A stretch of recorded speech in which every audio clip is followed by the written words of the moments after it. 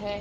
مرتے وقت انسان سب کچھ بھول جاتا ہے، لیکن ان دو لوگوں کو نہیں بھولتا۔ وہ دو لوگ یہ ہیں۔ بسم اللہ الرحمن الرحیم۔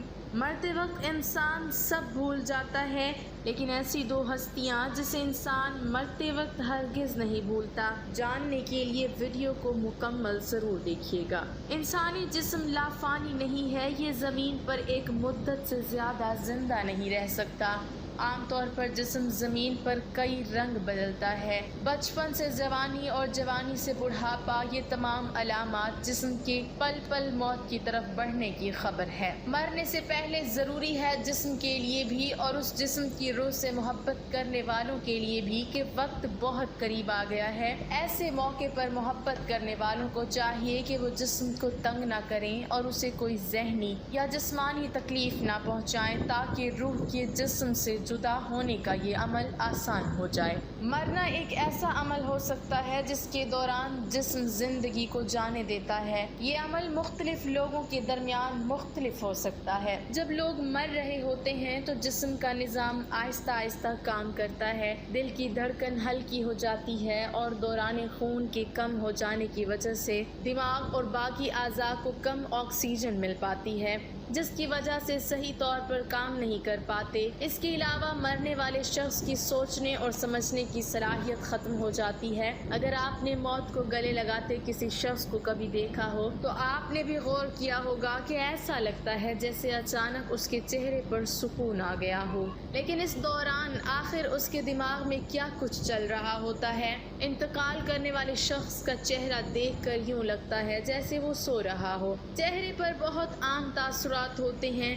میرے ایک رشتہ دار انتقال کے قریب بہت تکلیف میں تھے، لیکن مرنے کے بعد ان کا چہرہ چمک رہا تھا اور اچانک ایسا لگنے لگا جیسے وہ بہت خوش ہوں۔ ناظرین، عام طور پر یہ تصور کیا جاتا ہے کہ زندگی کے آخری لمحات میں ایک جنگ سی چل رہی ہوتی ہے۔ انتقال کرنے والے شخص کا چہرہ دیکھ کر یوں لگتا ہے جیسے وہ سو رہا ہو۔ چہرے پر بہت عام تاثرات ہوتے ہیں۔ ایسا لگتا ہے کہ موت کا عمل آخری سانس لینے سے ایک ہفتہ قبل شروع ہو جاتا ہے۔ اس دوران صحت متاثر ہونے لگتی ہے، جسم کمزور پڑنے لگتا ہے، چلنے میں دشواری پیش آنے لگتی ہے اور غنودگی طاری رہتی ہے۔ آخری لمحات میں کھانا پینا مشکل ہونے لگتا ہے اور کسی شخص میں طاقت نہیں کہ خدا کے حکم کے بغیر مر جائے۔ اس نے موت کا وقت مقرر کر کے لکھ رکھا ہے، اور جو شخص دنیا میں اپنے اعمال کا بدلہ چاہے اس کو ہم یہی بدلہ دے دیں گے، اور جو آخرت میں طالب ثواب ہو اس کو وہاں اجر عطا کریں گے، اور ہم شکر گزاروں کو عنقریب بہت اچھا صلہ دیں گے۔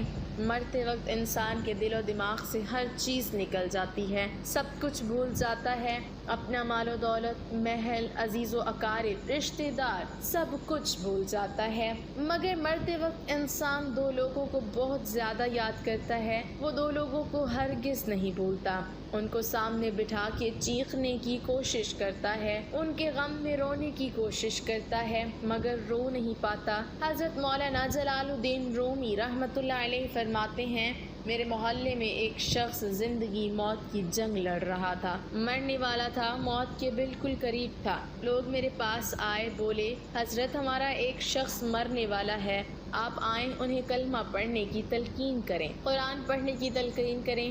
حضرت مولانا جلال الدین رومی رحمۃ اللہ علیہ فرماتے ہیں، میں اس وقت مرنے والے کے پاس پہنچ گیا، اس کے قریب بیٹھ گیا، آس پاس میں اس کے دوست، رشتہ دار، عزیز و اقارب بیٹھے ہوئے ہیں۔ اب اس مرنے والے کی آنکھیں چھت پہ لگی ہوئی ہیں اور وہ کچھ سوچ رہا ہے۔ اللہ نے اسے بولنے کی توفیق دی۔ وہ رو کر کہنے لگا، میرے بچے کہاں ہیں؟ اس کو نہ کمایا ہوا مال یاد آیا، نہ دولت یاد آئی، نہ عزیز و اقارب، یہاں تک کہ اسے ماں باپ بھی یاد نہ آئے۔ بس وہ کہتا ہے، میرے بچے کہاں ہیں؟ بچے دوڑ کر آئے، ساتھ میں بیٹھ گئے۔ پھر کہتا ہے، میری بیوی کہاں ہے؟ بیوی دوڑ کر آئی اور ساتھ بیٹھ گئی۔ اب کہتا ہے، تمہیں دیکھ کر میرا دل رو رہا ہے، سوچ رہا ہوں میرے مر جانے کے بعد میرے بچوں کا کیا بنے گا۔ انسان جب مرتے وقت بچوں کو دیکھتا ہے اللہ تعالیٰ جب اسے دیکھنے کی توفیق دیتا ہے، ہمت دیتا ہے، جب آخری بار بچوں کو دیکھتا ہے تو وہ یہ بھول جاتا ہے کہ میرے مرنے کے بعد میرا کیا بنے گا۔ یہ سوچتا ہے کہ میرے مرنے کے بعد میری اولاد کا کیا بنے گا، میرے مرنے کے بعد پتہ نہیں میرے ان بچوں کا میری طرح کوئی خیال رکھے گا یا نہیں۔ اس کی آنکھیں رو رہی ہیں۔ بیوی کو نصیحت کرنے لگا، میں تو دنیا چھوڑ کے جا رہا ہوں، مجھ پہ ایک احسان کیجئے گا کہ میرے ان بچوں کو قرآن مجید کی تعلیم لازمی دیجئے گا۔ ان کے منہ سے نکلا اللہ کا نام میری قبر کو روشن کر دے گا، مجھے جہنم کی آگ سے، اللہ کے عذاب سے دور کر دے گا۔ ان کو دین کی تعلیم دینا۔ ایک واقعہ ملاحظہ فرمائیں، حضرت سیدنا موسیٰ علیہ السلام کا ایک قبرستان سے گزر ہوا۔ آپ علیہ السلام نے دیکھا قبرستان کی ایک قبر کے اندر مردے کو دردناک عذاب دیا جا رہا ہے، مردہ عذاب میں مبتلا ہے، اس کی قبر جہنم کی گڑھوں میں سے گڑھا بنی ہوئی ہے، مردہ عذاب میں مبتلا ہے، چیخو پکار کر رہا ہے۔ حضرت سیدنا موسیٰ علیہ السلام آگے چلے گئے۔ کام کرنے کے بعد واپس جب اسی راستے سے گزر ہوا، آپ علیہ السلام نے دیکھا وہی جہنم میں جلنے والا شخص جس کی قبر میں عذاب دیا جا رہا تھا، اب وہ شخص جنت میں ٹہل رہا ہے، اس کی قبر جنت کا باغ بنی ہوئی ہے۔ آپ علیہ السلام نے دونوں ہاتھ اٹھائے، عرض کی، میرے مالک، تھوڑی دیر پہلے میں یہاں سے گزرا تھا، یہی قبر جہنم کے گڑھوں میں سے گڑھا بنی ہوئی تھی، تھوڑی دیر کے بعد یہ جنت کے باغوں میں سے ایک باغ کیسے بن گئی؟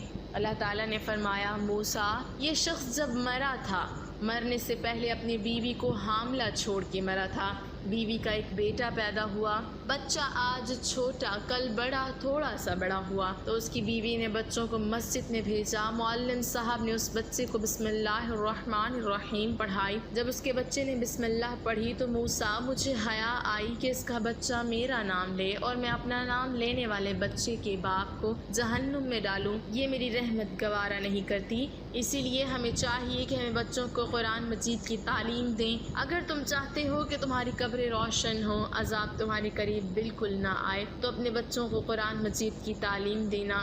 حضرت مولانا جلال الدین رومی رحمۃ اللہ علیہ فرماتے ہیں، وہ شخص توبہ کرتا کرتا یہ کہتا کہ میرے بچوں کو قرآن کی تعلیم دینا، ایک دم اس کی زبان لڑکھڑانے لگی، اس کا بدن کانپنے لگا، موت کا فرشتہ آ گیا روح نکالنے کے لیے۔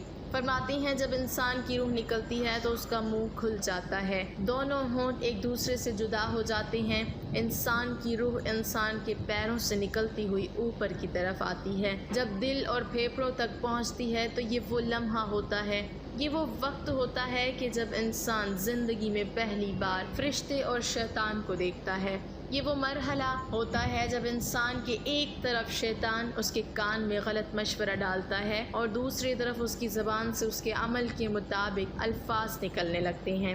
اگر انسان نیک ہوتا ہے، نمازی ہوتا ہے، عبادت گزار ہوتا ہے تو پھر اس کا دماغ اس کی زبان کو کلمہ پڑھنے کی تلقین کرتا ہے، درود پڑھنے کی تلقین کرتا ہے، اور اگر انسان نیک نہیں ہوتا تو پھر اس کا جو دماغ ہوتا ہے وہ عجیب سی ہیبت کا شکار ہو جاتا ہے اور انسان شیطان کے مشورے کو قبول کر بیٹھتا ہے۔